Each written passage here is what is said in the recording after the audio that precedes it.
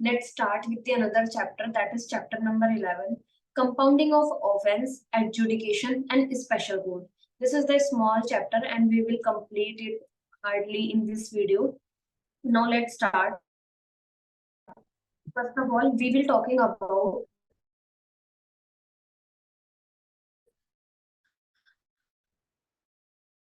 that type of the penalties. Penalties of offenses are like I will tell you about what is the compoundable and the what is the non-compoundable. Let's start.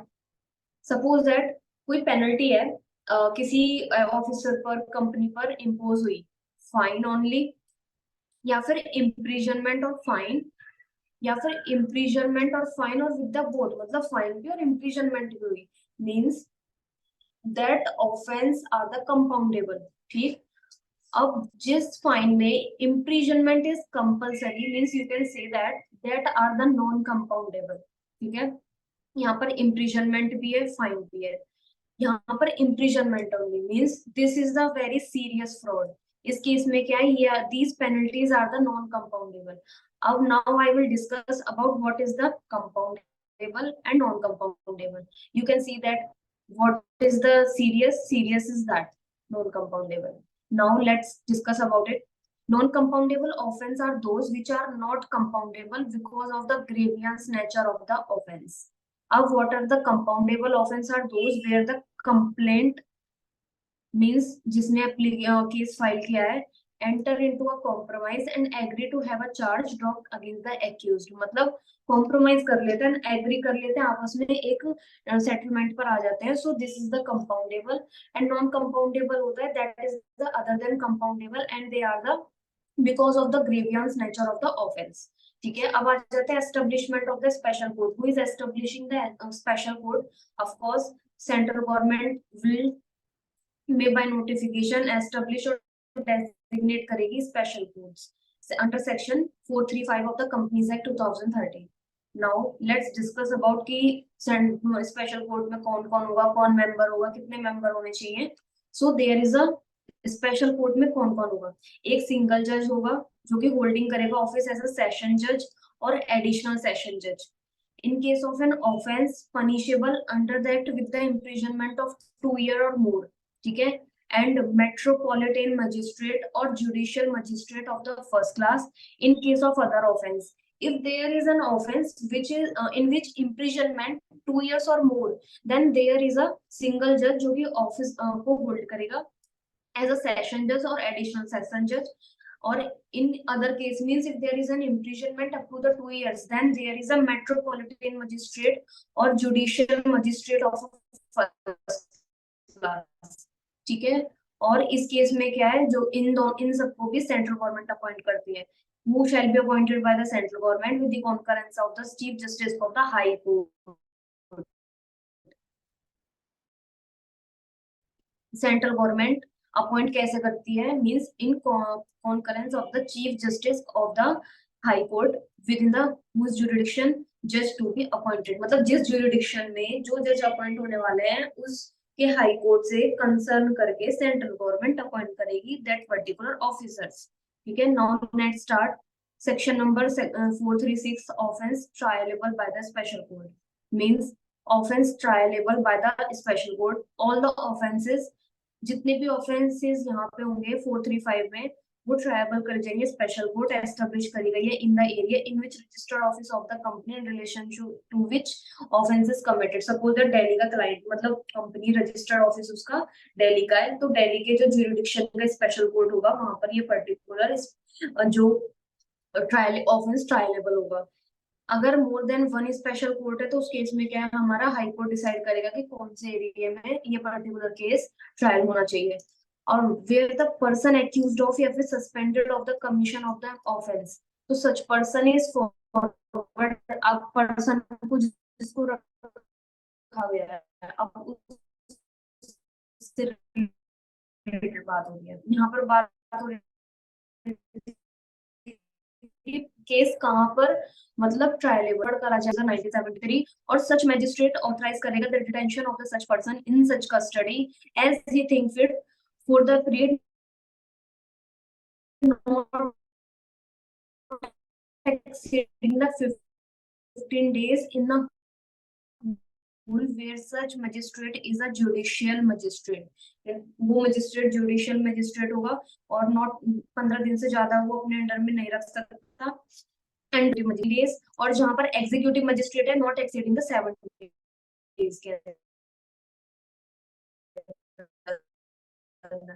provided that magistrate consider करेगा detention of such person is unnecessary तो shall pass an order करेंगे to the special court having a jurisdiction. ठीक है, vested with the same power as provided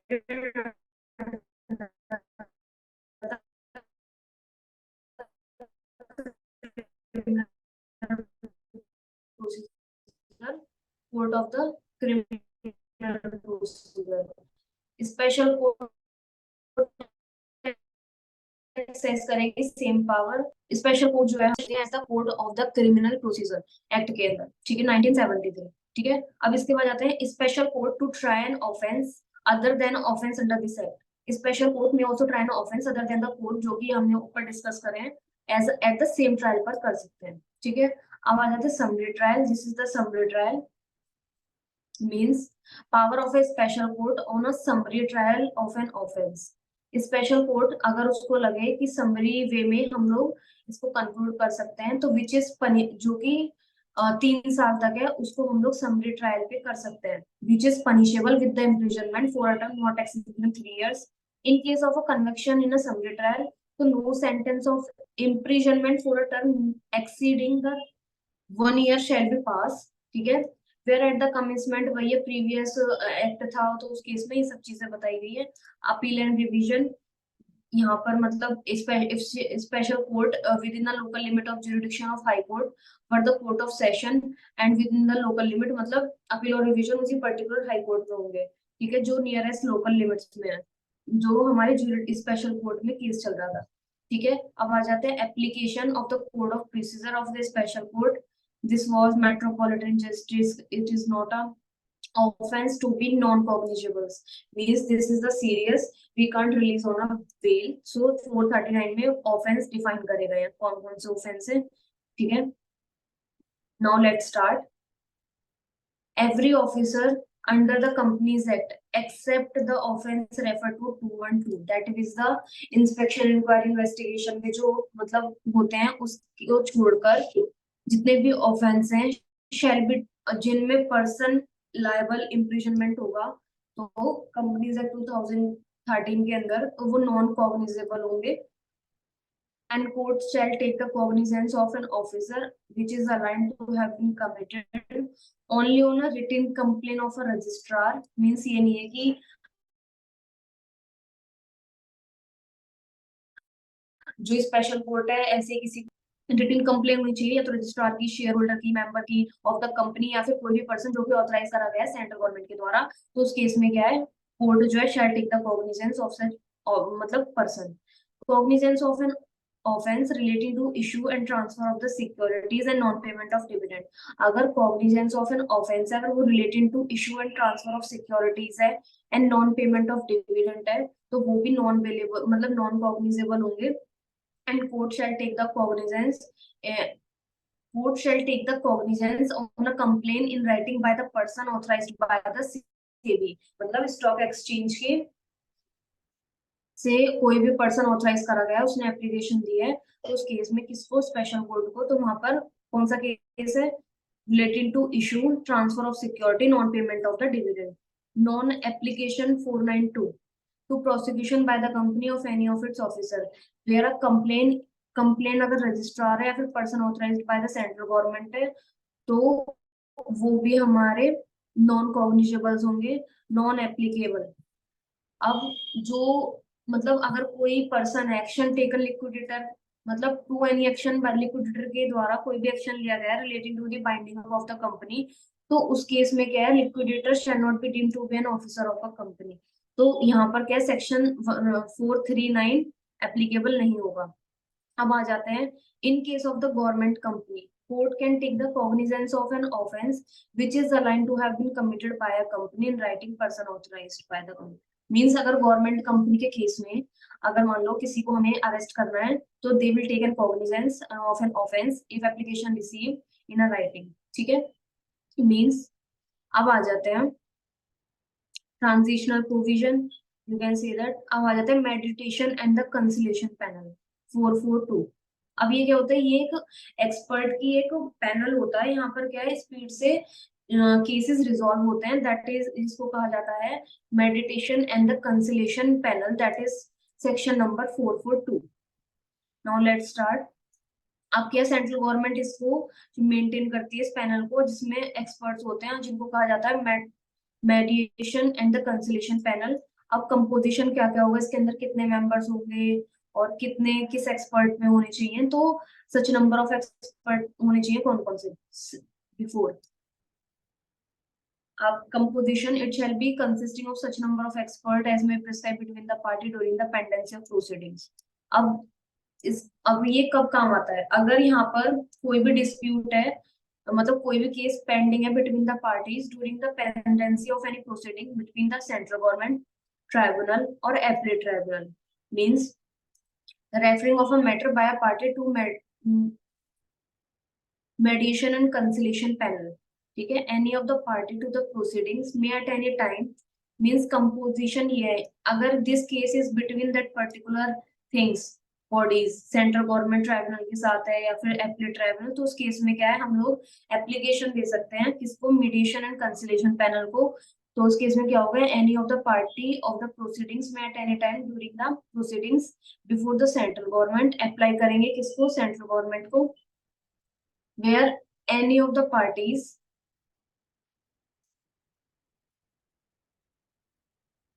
means who will give an application to the central government tribunal or appellate tribunals, means suppose that मैं हूँ, मेरा case tribunal के साथ pending है, तो इस केस में क्या है मैं एप्लीकेशन दे सकती हूँ मीडिएशन एंड कंसोलिडेशन पैनल को, means any of the party और to the proceeding may at any time during the proceedings before या तो सेंट्रल गवर्नमेंट के साथ या फिर ट्राइब्यूनल या फिर एपलेट ट्राइब्यूनल, तो अप्लाई करेंगे टू द सेंट्रल गवर्नमेंट या फिर ट्राइब्यूनल एपलेट ट्राइब्यूनल को जिसके भी साथ केस चल रहा होगा।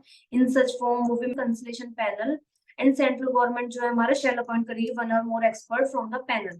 ठीक है, अब सीओ मोटो, सेंट्रल गवर्नमेंट ट्राइब्यूनल या फिर एपलेट ट्राइब्यूनल सीओ मोटो खुद एप्लीकेशन दे सकती है, और उस केस में क्या है वो केस फिर मीडिएशन कंसलेशन पैनल में कंटिन्यू होगा, वो डीम्ड फिट अप वो सच अदर कंडीशन एज में प्रेस्क्राइब। तो अब प्रोसीजर क्या होता है, mediation conciliation panel self follow करेगी दैट पर्टिकुलर उनके खुद के रूल्स हैं एंड डिस्पोज करेंगे मैटर को within a period of 3 months from the date of the appointment of the expert from the panel, means जिस डेट पर experts को अपॉइंट करा गया फॉर दैट पर्टिकुलर मैटर को डिसॉल्व करने के लिए, वहां से 3 महीने के अंदर अंदर उस मैटर को डिस्पोज करना पड़ेगा। तो ये होती है मीडिएशन कंसलेशन पैनल, यहाँ पर फास्ट काम होता है, तो इस केस में ये होगा and forward it recommendation to the central government और tribunal and just a minute.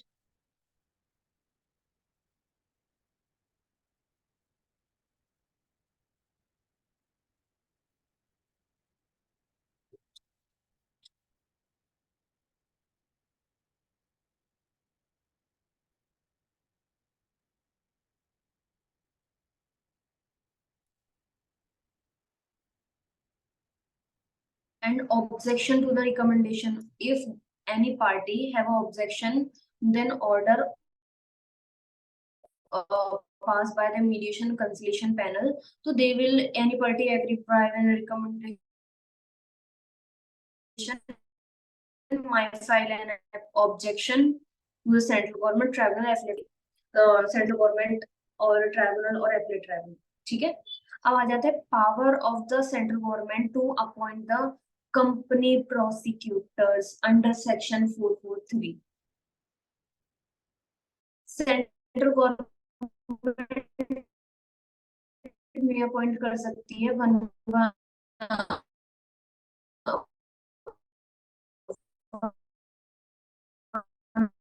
और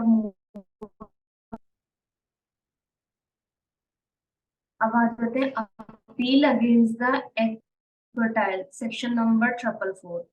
सेंट्रल गवर्नमेंट अगर कोई डायरेक्ट कर सकती है कंपनी प्रोसिक्यूटर को या फिर any other person either by way of to present an appeal from an order of acquittal present passed by an court, या फिर अदर देन हाई कोर्ट, अगर हाई कोर्ट है के द्वारा कोई ऑर्डर पास करा गया तो उस केस में अपील अगेंस्ट द एक्विटाइल नहीं हो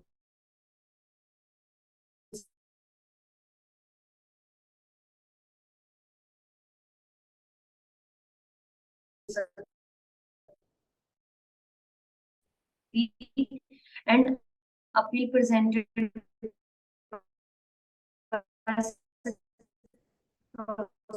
या फिर पर्सन ऑथराइज्ड बाय एंड अब आ जाते हैं factor. It is also important student, इसके ऊपर क्या है क्वेश्चंस भी है। Factor for determining the level of punishment. अब कोर्ट क्या है, कोर्ट या फिर special court while determining the amount of fine और इम्प्रिजनमेंट क्या क्या फैक्टर्स चेक करेंगे। कंपनी का साइज क्या है, मतलब अमाउंट, कंपनी कितनी बड़ी है, अब वो भी तो अर्निंग करेंगे अपनी, कंपनी का बिजनेस का नेचर क्या है, इंजरी कितनी हुई है पब्लिक इंटरेस्ट को, छोटा मोटा लॉस है या कोई बड़ी इंजरी हुई है पब्लिक इंटरेस्ट को, नेचर ऑफ डिफॉल्ट क्या है, रिपेटिशन मतलब रिपीटेशन क्या है, मतलब कितनी बार ये फ्रॉड इन्होंने रिपीट करा है। ठीक है, तो उस इन पांच फैक्टर के बेसिस पे would decide lesser penalties for a one companies or a small company. अब इस केस में आ जाते हैं last section remaining, and thereafter we will be completed that particular section. Now lesser penalties, this particular section 446b, yeah 446a, and that is 446b related to अब कम से कम penalty किसकी तो हो गया कि हम level of this particular case में कैसे हम लोग पेनल्टी डिसाइड करेंगे, that is covering in 446b। ठीक है, अकॉर्डिंग टू दैट अगर penalty payable one person company है, स्मॉल कंपनी है, स्टार्टअप कंपनी है, कोई प्रोड्यूसर कंपनी है, या फिर by any of its officer, मतलब इनके ऑफिसर है वन पर्सन कंपनी के, स्मॉल कंपनी के, स्टार्टअप कंपनी के, प्रोड्यूसर कंपनी के, तो उस केस में क्या होगा, जो भी पेनल्टी होगी not more than half of the penalty specified subject to maximum 2 lakh rupees, मतलब जितनी भी पेनल्टी है उसका हाफ कर दो। सपोज दैट लॉ में लिखा गया 5 लाख, 5 लाख का आधा कितना हुआ 2.5 लाख, एंड 2 लाख मैक्सिमम कितना हुआ 2 लाख, तो हम लोग 2 लाख को कंसिडर करेंगे। ठीक है, तो ये पेनल्टी इम्पोज होगी इन case of the company, and 1 lakh rupees in case of the officer, मतलब 2 लाख तो हो गया अगर कंपनी पर कोई पेनल्टी इम्पोज हो रही है, और 1 लाख हो गई अगर ऑफिसर के केस में हो रही है।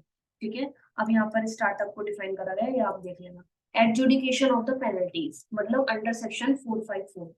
अब पेनल्टीज का एडजुडिकेशन, अगर सपोज दैट कोई भी पर्सन सेटिस्फाइड नहीं है जो भी पेनल्टीज उन पर इम्पोज करी गई है, तो उस केस में क्या है वो भी अपील वगैरह के लिए जा सकता है। सो this is the particular procedure, this is the last of course. Now let's start adjudication। अब आ जाते हैं सेंट्रल गवर्नमेंट इसको बनाती है इस पर्टिकुलर मतलब अपॉइंट करती है एडजुडिकेटिंग ऑफिसर को, सेंट्रल गवर्नमेंट अपॉइंट करेगी any of its officer not below the rank of registrar, मतलब रैंक होनी चाहिए रजिस्ट्रार की एज एडजुडिकेटिंग ऑफिसर, तभी अपॉइंट करा जाएगा फॉर एडजुडिकेटिंग द पेनल्टीज। एक रीजनेबल ग्राउंड्स लगते हैं और फेयर व्यू तरीके से डिसीजन लिया जाता है। अब आ जाते हैं issue of the written notice by an adjudicating officer. अब पेनल्टी इंपोज करने से पहले मींस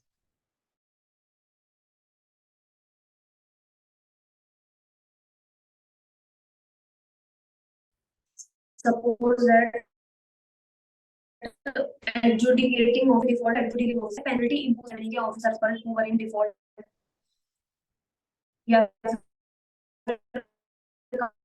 एनी अदर पर्सन पर, तो उसके या फिर to the officer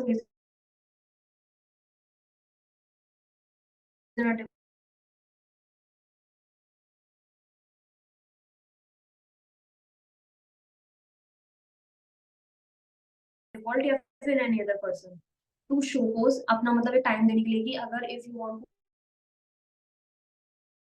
to say anything why penalty कम से कम 15 डेज, 30 दिन, मतलब मैक्सिमम लिमिटेड 30 दिन के अंदर अंदर हमें एडजुडिकेटिंग ऑफिसर को रिस्पॉन्स करना पड़ेगा कि because of that you can't impose the penalty upon मी।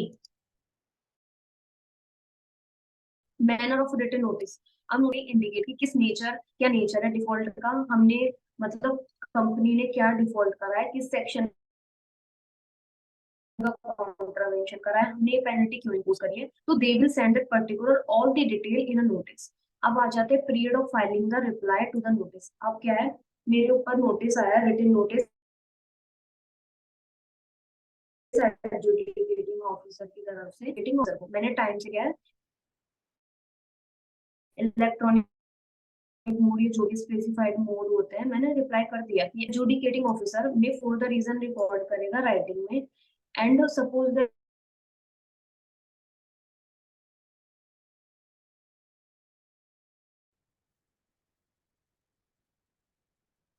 अब सपोज दैट आप with in a maximum 30 days आप रिस्पॉन्स नहीं कर पा रहे हो, यू आर नॉट रिस्पॉन्डिंग, तो उस केस में क्या हुआ, अगर एडजुडिकेटिंग ऑफिसर को लगा कि yes there is a reasonable ground for not responding the reply of that written notice, तो उस केस में क्या होगा, उसको फर्दर एक्सटेंशन मिल जाएगा which should not be exceeding the 15 days. ठीक है, और वो रीजनेबल ग्राउंड्स होनी चाहिए, ये सब क्या है एडजुडिकेटिंग ऑफिसर पहले वेरीफाई करेगा। अगर after considering the reply submitted by the company officer या फिर एनी अदर पर्सन, तो उस केस में क्या है, एडजुडिकेटिंग ऑफिसर मतलब मतलब क्या है, ओपिनियन दे सकता है कि उसकी फिजिकल अपीयरेंस होनी चाहिए, तो within a period of 10 working days from date of appearance, means if after considering that, और एडजुडिकेटिंग ऑफिसर का ओपिनियन है कि फिजिकल अपीयरेंस इज रिक्वायर, तो he shall issue a notice कि within a period of 10 working days from the date of receipt of the reply fixing the date for the appearance of such company, मतलब 10 days के अंदर अंदर you have to give the physical presence. ठीक है, weather personally या फिर authorise representative को वो भेज सकते हैं, provided that if any person to whom notice issue करा गया, ठीक है, अंडर पॉइंट 2, ठीक है, desire to make an oral representation whether physically sorry personally या फिर through an authorise representative has an indication in any other, तो उस केस में क्या है, एडजुडिकेटिंग ऑफिसर अलाउ करेगा to make such representation after fixing the date of appearance. मतलब एक डेट फिक्स करनी पड़ेगी कि यस दिस, अगर सपोज दैट ऑफिसर को लगा कि उसी बंदे को पर्सनली प्रेजेंट होना पड़ेगा, आप अपना ऑथराइज रिप्रेजेंटेटिव नहीं भेज सकते, तो उस केस में क्या है, पर्सनली बंदे को मतलब प्रेजेंट होना पड़ेगा पर्सन को, he can send his legal representative. ठीक है, अब आ जाते हैं on the date of fixing of hearing and after giving the reasonable grounds, adjudicating officer record करेगा, पास करेगा ऑर्डर, और मतलब सब कुछ सुनने के बाद पर्सन प्रेजेंट भी हुआ, सारी चीजें सुनी, उसके बाद क्या है, ऑर्डर पास हो रहा है एडजुडिकेटिंग ऑफिसर का, provided that after hearing adjudicating officer may require a person to submit his in certain points determination of default। अब आ जाते हैं period of passing the order, period of passing the order, students बहुत बहुत hard work लगता है video record करने में, and I am realising that adjudicating officer shall pass an order within a period of 30 days of the expiry of the period refer in a point 2, means जो point 2 में कौन सा time था relevant, means जो presence थी, date of presence थी वो expire हो गई, मतलब अगर वो कवर थी तो उस केस में क्या है, with in a 30 days expiry of period, तो हमें सॉरी,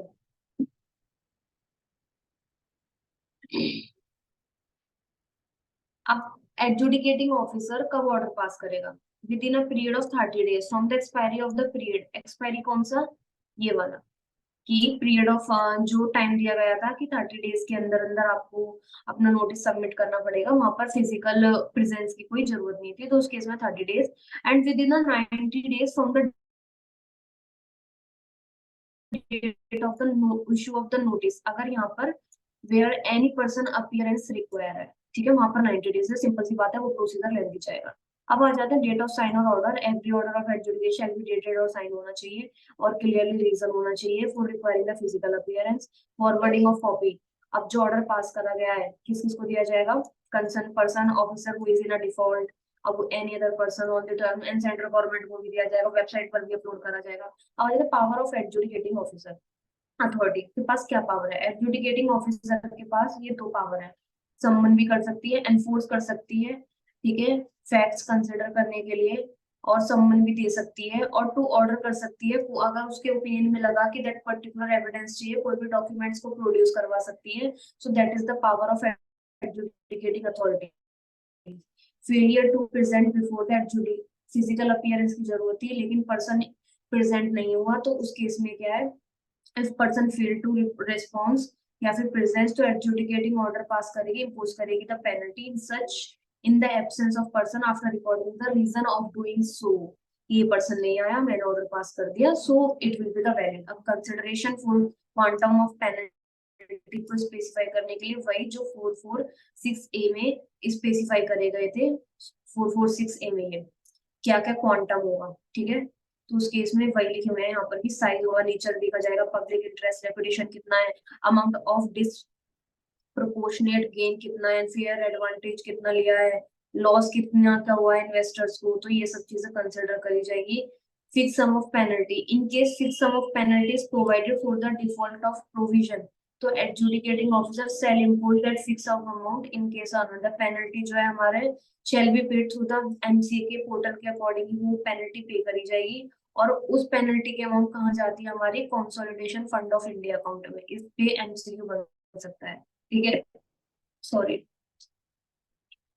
इम्पोज कर दी पेनल्टी, तो ये सब चीजें हैं, ठीक है। अब यहाँ पर ये रीजनेबल ग्राउंड दी जाएगी, एंड अगर सपोज दैट कोई भी पर्सन एग्रीव्ड है एडजुडिकेटिंग ऑफिसर के ऑर्डर से, अब उस केस में क्या है वो अपील प्रेफर कर सकता है, and he can appeal to the regional director having the jurisdiction in the matter. अब वो जुरिडिक्शन कौन सा होगा, registered office of a company, suppose that Delhi में उसका रजिस्टर्ड ऑफिस है, तो उस केस में क्या है उस एरिया का जो जुरिडिक्शन है उसके रीजनल डायरेक्टर को हम लोग अपील फाइल कर सकते हैं, और अपील कितने टाइम में होनी चाहिए, 60 डेज के अंदर अंदर हो जानी चाहिए, from the date on which the copy of order made by the adjudicating officer or received by a aggrieved person, ठीक है, from the date of receive of order pass by the adjudicating authority in such form and the manner, और appeal जो है कितने time में होनी चाहिए, 60 days के अंदर अंदर।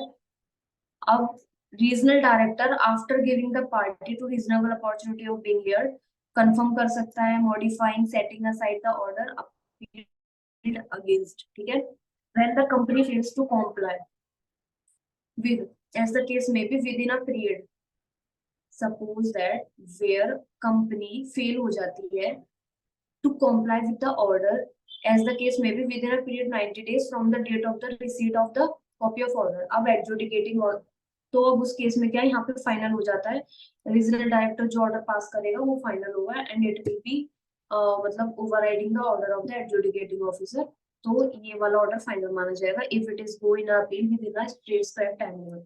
अब सपोज दैट ऑर्डर पास हो गया, यहाँ पर कोई अपील का कोई चक्कर नहीं, कुछ नहीं, अब ऑर्डर पास हुआ, या तो रीजनल डायरेक्टर ने पास करा या फिर एडजुडिकेटिंग अथॉरिटी ने पास किया, तो उस केस में क्या होगा, उस केस में ये होगा कि कंपनी को विद इन 90 डेज वो अमाउंट डिपॉजिट करानी होगी, कहाँ से, 90 days from the date of the receipt of the order of या तो एपल एडजुडिकेटिंग अथॉरिटी या फिर रीजनल डायरेक्टर, ठीक है।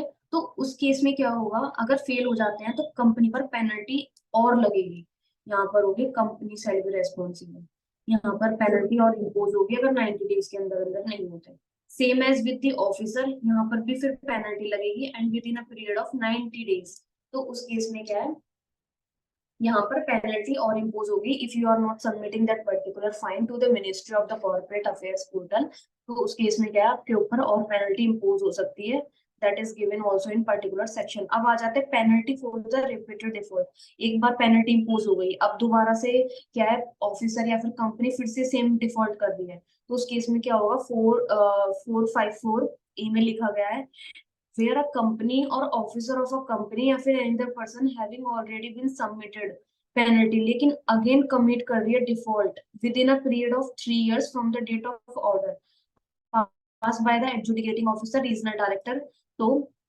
ऑर्डर पास करा गया मतलब विद इन 3 years, 3 years के according from the date of the imposition of the penalty, या तो आरडी के द्वारा, रीजनल डायरेक्टर, या फिर एडजुडिकेटिंग ऑफिसर के द्वारा।